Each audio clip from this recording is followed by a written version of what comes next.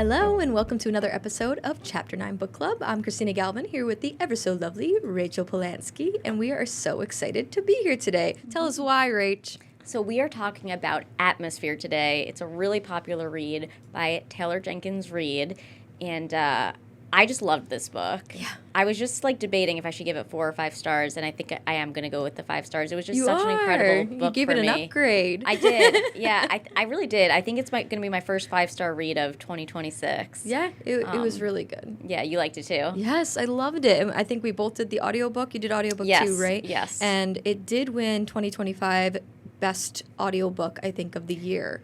It lives up to the hype. Yes, it totally lived up to the hype. And because it is a book about an astronaut and women in science, we decided for our guest this week, we have Lauren Cochin from The Most. I'm so glad you were able to join us today, Lauren, just to talk about all the cool things happening at The Most and how you're able to get, science into the hands of these young kids at such a young age and how cool that is. Well, it's an honor to be here, and it's certainly an honor to work at The Most and do this kind of work for all of our children in Central New York, but in particular to really, at The Most, we really do try to put an emphasis on making sure whether it's girls in STEM with our Future Women in STEM program or any kid in Central New York that we feel might be needing particularly access to STEM education. We really do have a focus and a commitment to that. So, and actually reading this book kind of, sort of reinforced that the need from that arose from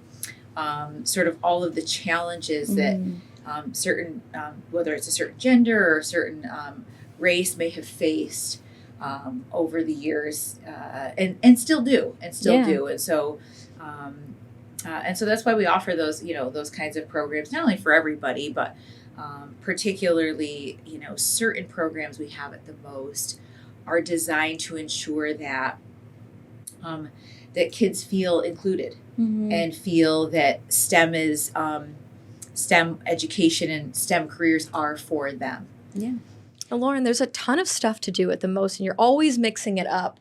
How does it feel when you get parents or just family members come up to you and say, thank you so much, you clearly sparked the love among my kids, just for science. It's booming, and you have such an interactive way to show kids how they can get into so many different fields. I mean, I was just there recently for my niece's birthday party, and there's even just a whole micron set up now. Right. Clearly, you're getting with everything that people are talking about right now. Yeah, that is actually the best feeling is hearing those stories, and we've heard a lot of them over the years. I mean, we certainly hear them now, just little kids enjoying that experience in the moment, or saying they want to be an astronaut when they grow up, or a doctor. So we hear them now. We hear from people that are doing things like working at Google or becoming a surgeon and look back on their time at The Most and say, this made me interested in science or made me specifically want to be a doctor. And sometimes it's not even necessarily just their visit to The Most, but getting involved in some of the programs we offer. Our science fair being a great example of that. Our science fair is sort of our regional science fair for Central New York. Where our grand prize winners go to the international science fair, and our Central New York students being so talented, we've had a lot of kids win prizes at the international science fair. Great. So we do hear a lot of those stories, which is awesome. In fact, I always wish we could document every single one of them because I think we'd have a lot of great stories to tell. So we do hear a lot of that, and I love that. I think it also keeps our staff motivated and interested. Sure. And, I'll get messages on our Facebook, and I'll screenshot them and send them to the staff as sort of this, nice reminder of why we do what we do. But on the flip side of that, I think a lot of The Most's success is also because there is this need to get kids interested in science and excited about science. Nowadays, not surprisingly, it's STEM careers that are growing much faster than any other career. I think the stat is something like 3 times greater than any other sort of industry. And not surprisingly, right? And in central New York, if you think about sort of the companies that exist around here, sort of Micron being all over the news, being one of them, the most can expose kids to the kinds of careers they can have right here in central New York. So I think a lot of the most success is that we are in this sort of STEM community, let's say. And a lot of these companies that are in central New York also recognize how important it is to get kids excited about STEM, and that doesn't just happen in a classroom. So the most is sort of has leveraged this, opportunity, and knowing that companies want to get kids excited about STEM, work with kids, know that that happens at a young age. But also specifically, I think they also recognize when you have hundreds of jobs to fill, I think a lot of times companies recognize, and I think the book sort of touches on that too, you need to be a little more broad in your thinking about who's going to fill these jobs, right? Sure. And so making sure there's an opportunity for girls to become women who work in these roles, or making sure students who are underrepresented, let's say maybe it's a school district, one of the poorer school districts, let's say, or one of the rural school districts, students of color who are typically not represented in STEM careers. I think a lot of times there's this misconception that STEM careers maybe or diversity and inclusion is sort of this handout, and it's not. It's actually diversity in STEM also benefits the companies that are doing it, right? They have jobs to fill, and they recognize that exposing everybody and supporting everybody in this STEM education and these STEM careers benefits those companies just as well. Sure. And the most has just been a really lucky beneficiary of that.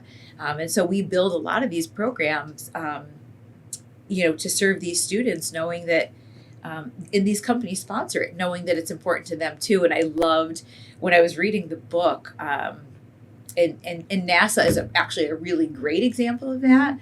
I loved reading the book, and that was in the back of my head a lot about the programs we do at the most, whether it's Future Women in STEM, which is actually a manufacturing program with MACNY, or Future Innovators, which is actually a mentorship program with students of color and mentors of color.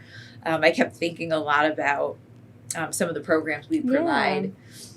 I think that's really cool. And, I think most of our viewers and listeners have been or are familiar with the most. But I think what I think is really cool is that you're always changing things. In the last couple of years, like you have the food bank thing, the Micron. When I went this past weekend or 2 weekends ago, I remember noticing like Novellus, you mentioned MACNY, like kind of talk about for people that haven't been in a while, why they should come back and like check this out, especially if they have little ones. We do really do try to change things as much as we can. So we have tried to, update our permanent collection. And I think one of the things we do with our permanent exhibits now that's different is we've really tried to stay on top of how science is changing. Science is always changing, right? And our exhibits really obviously, need to evolve as science evolves. So really staying on top of that has been really important to us. Our new exhibits, the newest have certainly been the Micron exhibit. And then right next to that is our Grow exhibit, which is all about agriculture and ag tech. But I think one of the most important things the most has also done in recent years is really just not only commit ourselves to exhibits that are really engaging and really hands-on, but having that community relevance too. So you are going to find exhibits that have some sort of a local connection, which is why you'll see things like the Novellus kiosk, where kids are going to learn how aluminum is infinitely recyclable. Because we do have Novellus right in our backyards in Oswego County. And certainly the Micron exhibit was really a tremendous opportunity for us. And then the Grow exhibit was something we've we wanted to do for a long time, because not only, well, ag is important to everybody, right? Because Sure. we all Yeah, eat, absolutely. but certainly in central New York, we are surrounded by farms, and it's a huge part of our economy. So on top of that, we thought this could be like the most fun and interactive exhibit we could possibly do. So we've been trying to update our permanent collection, update as the science changes. But I think one of the most important things we've been doing to keep things fresh is on the programming side. Yeah. So every day when you come into the museum, there's 3 daily activities, 3 daily demonstrations. Those things will always change on a monthly basis. And our Explorer Dome shows change regularly too. So every time you come, you should be having a different experience. I love that. And that always keeps people interested and engaged, and really how kids are able to learn by fully immersing themselves in their potential careers. It's Exactly. incredible. Yeah. Well, clearly we have the opportunity here with having astronaut Jeanette Epps right in our backyard. Yeah. How cool is that to be able to bring that home to anybody that either reads this book, if they have a Central New York, tie here, that we have one right here at home. How cool is that? I think that's so great. And you touched on it a little bit, giving everybody an opportunity, in that, she's the epitome of being able to have that. So I thought of her a lot when I was reading this book. Absolutely. So What do you rate it? What do you rate yeah, it? I was going to say, what do we think? You spoke highly of it too. Yeah, you know what? I would also give it, out of 5 stars, I Yeah. would give it a 5 too. I thought it was not only so well written, but just a great story. I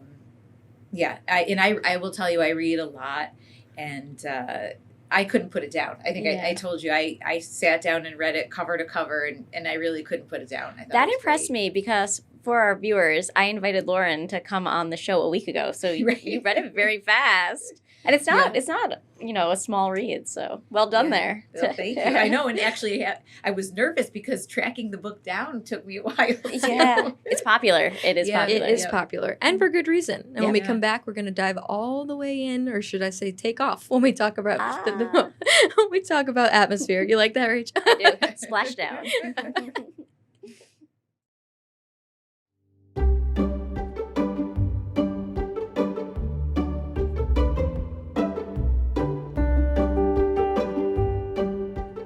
And welcome back. I have the lovely Rachel Polanski with me, with Lauren Cochin of The Most, and we are so excited.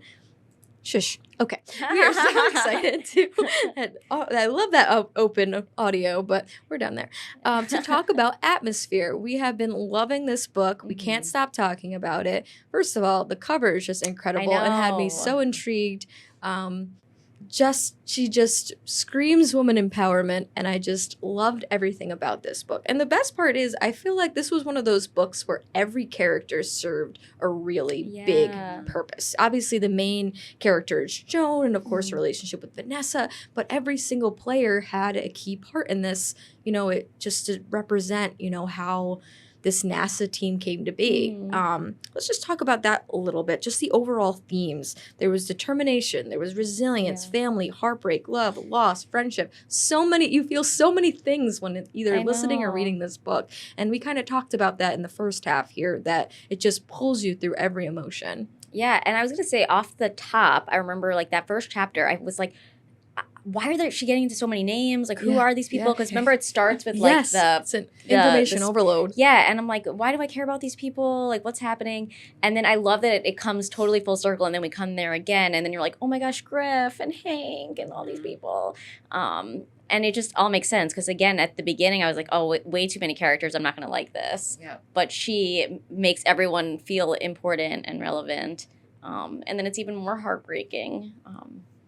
Yeah, you feel almost overwhelmed at first, but I think that's what the author was trying for. I think so too. She wanted you to feel fully immersed in what was happening in this, Mayday type situation where all hands are on deck. Houston, we have a problem, literally. It was I just thought the setup at the top was good. But let's kind of talk about what we're really getting to, which is that dual timeline. Did you guys like that? Did it work for this book?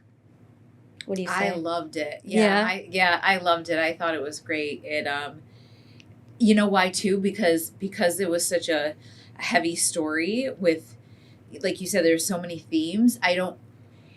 If it wasn't like that, I almost wonder if it would be a little less exciting, Yeah. you know, if it was done in a different way. You know, Yeah. I think it kept you, I think that's why I could read it cover to cover without stopping, because it was so exciting on top of it. Yeah, no, I totally agree. I love the dual timeline. And I don't always love the dual timeline. Like, it really depends on the book and the author. But yes, I agree. I thought this was so well done, and it was the perfect way to introduce us to characters and then have them come full circle. Make some characters feel more important, or like just have the storyline of like the Barbara dynamic or whatever it might be, or the Francis dynamic.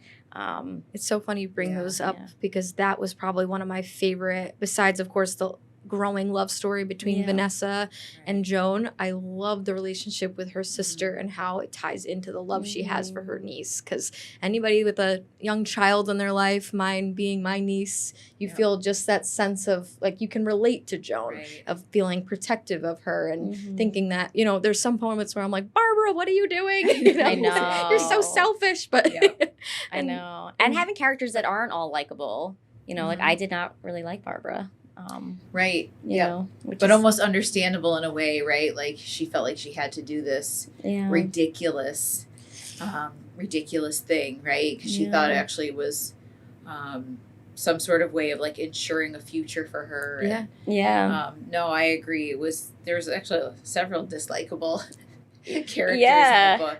I like that she was in the book though because she showed the two different pathways women in that time took. Yeah. You know, Yeah. she's like Joan was like fully locked into her career, and then she happens to meet Vanessa versus Yeah. Barbara. She's like, I can't get any better than this, so I have to marry rich. You know, Yeah. she relied on her looks, while Joan was one of the smartest people she knew. Mm-hmm. So Barbara was obviously jealous of Joan throughout her whole life because she had what she never was capable of being, which is independent. Right. You know, And I don't think Joan even realized that for the longest time either. Right.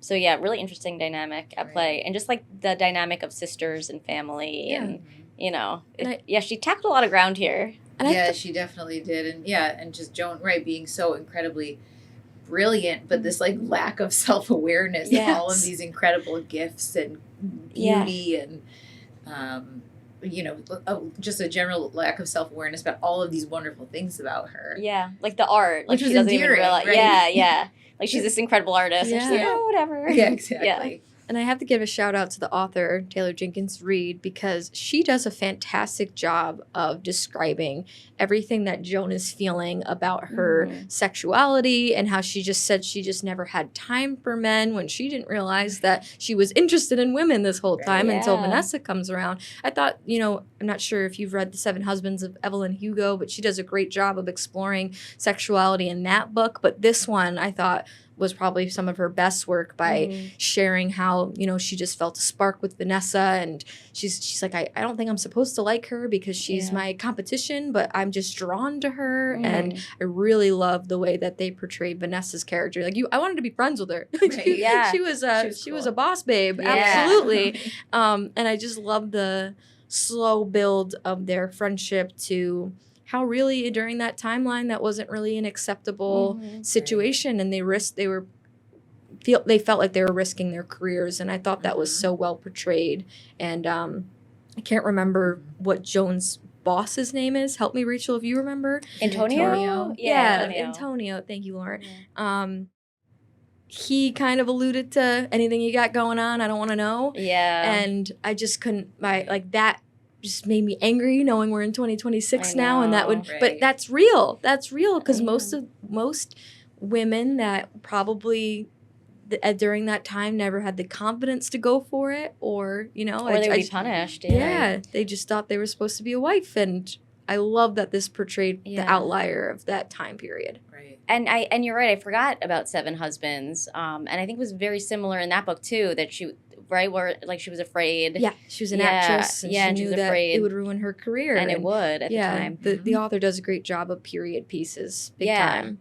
And I think Taylor Jenkins Reid, I could be wrong, I should have done research before saying this, but I think she's come out as bisexual. So I'm sure that I think that probably helps. Could play a role if in she felt her- it herself. Yeah, in writing these Right. books, because it's so well done. And yeah, I just thought she did a really, really good job of tackling all those feelings and emotions. Yeah. that a lot of us like don't ever go through, Yeah. you know, but we Right. can still like understand and, you know, show empathy toward what she's dealing with and going So- through. There's so many other side characters. One person you loved to hate was Lydia. But Right. I thought she was also a key part of this story Mhm. because I'm sure that character, I mean, that personality type exists in these cutthroat industries. I think we've all been in an industry where we feel like, you know, you have to get along with your competition, but it's still your competition. And I just thought that she was such a great portrayal of how you always seem to get what you want, but no, she doesn't seem like you don't get how hard work gets you where you need to be. Mhm. You have someone like Jimmy that would make all those sexist jokes, I and know. you know the attitude of Lydia versus Joan and Vanessa. Those were such good characters. And then she ends up saving the day, which is so Yeah. funny too. And I think that she even says it in the book. Vanessa's like, of course, it's Lydia who would Right. like Well, wasn't Lydia too? I think it was Lydia, but one of the things that stood out to me so much, and I think it was Lydia who made this whole point about, you know, any one thing that one of these women did was representative of all women, yeah, good or Yes. bad, right? So I don't know what I think it was Joan was about to do something or say something, or maybe it was Vanessa, and it was like, what you're doing in this moment represents all of us. So you Yeah. can't do it, right? Mhm. Because it's for all women, and not just the women in that group, but future women, right? Mhm. And I think it was Lydia who I called think it was her Lydia out. too. Yeah. And so as annoying as she was with all of her rudeness and bluntness, I remember thinking in that moment, like, that to me stood out, because I think to this day, when you're talking about underrepresented groups or people who have to make a stand for everybody that follows them, Mhm. that still exists to this day. And it just resonated with me. So as annoying as she was, I thought Yeah. that was such an important point in the book, that you had to respect her at least for Oh, that. totally. Oh, absolutely. And her character had some good development too Yeah, yeah. throughout, which was nice to see too. Yeah. yeah, she did. All these characters, and then Griff. I just loved Griff. He was such a good Yeah. character. Yeah. I also love how Donna also played the yeah. mother role True. because she, you and know, scientists. Yes. So that was kind of changing that dynamic because, you know, during that time period, once you had a kid, that was it. You know, your Yeah. career was over. Mm-hmm. And she, you know, had to take some time off, and they did kind of show how she potentially could have slowed down, but she didn't, you know. I Mhm. just think that there was so much to that character. Yeah, it was just like another way you could go. Like there's the Jones of the world that were just, you know, totally focused on the career. There's the Barbaras that are totally housewife driven. And then there's the Donna that's like, well, can I have both worlds? Can I have the Right. kid and still Yep. you know, go to space? Yes. This book was just so good. And the It more we was. talk about it, the more I'm like, oh my gosh, I loved it so It much. was. really It was good. so good. It was. I And, know. yeah. And what's interesting, I thought too, was like, the 80s wasn't that long ago. know. I Yes. mean, Yeah. though I always think 90s was yesterday. It wasn't I know. yesterday, but it really wasn't that long ago when you No. think about some of the things that these women had to deal with, and, you know, sort of the path they had to forge, particularly for careers like this, which Yeah. really are, it's not being a teacher or a secretary or a nurse, which is kind of, at that time still a lot of the stuff we Sure. expected women to do. And Yeah. that was really ground that they laid for the rest of us to do anything, Yeah. right? For women to do anything. And I think that comes full circle to why I wanted you here with the most, because I think the most really helps like lay that foundation for a lot of our young kids today. So it's a full circle. Well, thank you. Yes, that is exactly why I think the most does exist, is not only to give kids a fun experience in science and to teach kids about science, but really I think that's part of the reason our core values include inclusion and access, is because we really want kids to be able to fill all these great, wonderful jobs in STEM and stay here in Central New York. And we know that we need to give those kids that opportunity, and do it outside of the classroom. It doesn't always happen in the classroom. And even if it does, we need to support it outside of the school. So, and we are happy and honored to fill that role. So Yeah, it's a really cool opportunity that we have right here in Syracuse. I just think that it's so great. And I will say my niece for the longest time wanted to be a hairdresser, which, you know, she's 9, so not really too uncommon to get into those roles when she's going with the Barbies. And now she wants to be a scientist after falling in love with education and having the most birthday party. And it's just so cool to see the different changes among kids. And I feel like now there's we're hearing young women getting into wanting career aspirations that are just so far beyond that, even the opportunities that we had when we were kids. So I just think it's so great to see, and, you know, whatever they want to be is totally great. But just to know, like, hearing that, I would just, you know, I think I would cry if my kids said they wanted to be an astronaut. It's like, that's amazing. It's true. Yeah, and it's all possible, and they can do it all. Yeah, that's so great. Do you give it 5 stars too, Christy? I forget. Absolutely. Yeah, so we're all agreed. And just, I mean, I love a good physical copy, but the audiobook had me completely sucked in to the point where I think I was driving to work crying in my car when the whole, you know, everything came to a head, and then you end up finding out that Vanessa's alive. So you're like, what? Right? I was really afraid it was going to be a sob story. I thought it was, You know, she doesn't get her happy ending after so much. I'm like, you guys fought so hard for this. I You know? know. This is so unfair. And, you know, life is unfair, and there are so many books like that, but I am so happy the author didn't pull us through that. I'm trying to remember, did Seven Husbands have a happy ending? I can't remember now. It's been so long I know, since I've read I that. I know. think I read that I feel like a it year didn't ago. though. So like, it was a good twist, because I thought for sure she was dead, and then Well, in the when I was reading it, they did. I think she, you know, sort of dragged it out enough that you really did think that. And I was like, oh my God, why are they doing this? I know. You're like, stop already. I was stressed, as if I don't need 8 million reasons why I wouldn't be qualified to work for NASA. Yeah. If The I was smart enough, emotional that's toll. one thing. But the emotional, I say that about being a doctor all the time too. I'm like, I'm nowhere near smart enough to be a doctor, nor would you want to trust me. But the emotional side of it is just the pressure. And that's why they give the best of the best those positions, and why it's so cutthroat. And I thought that was an excellent portrayal about how these people were working together, and only a handful would be able to make it literally off the ground. So I thought that was just such an amazing way of showing it, because it's very relatable. It's you know so what? many careers that have that. One last point that I just thought of it too.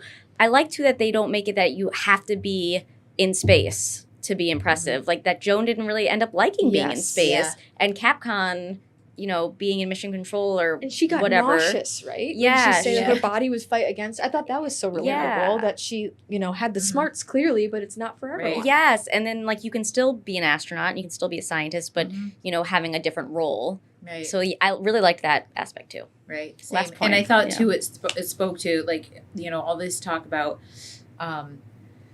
women in science and women in STEM. I don't think I don't think there's any higher standard, right, for intellect and even the physical rigor than NASA. So for NASA to have all these women and all the diversity then that it still has, I think really says in and of itself that, you know, women have a place there. They have a place everywhere. Yeah. When it comes to STEM careers.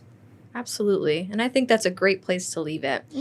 Before we go, we are going to show off our next book that we're excited. A complete 180 here, because it's a fun one. It is called Best Offer Wins. And I'm pretty sure that this is relatable to anybody looking for a house right now. So I'll give it a quick summary. It is a dark comedic thriller about an ambitious woman's obsessive and increasingly unhinged quest to buy her dream home in the competitive Washington, D.C. market.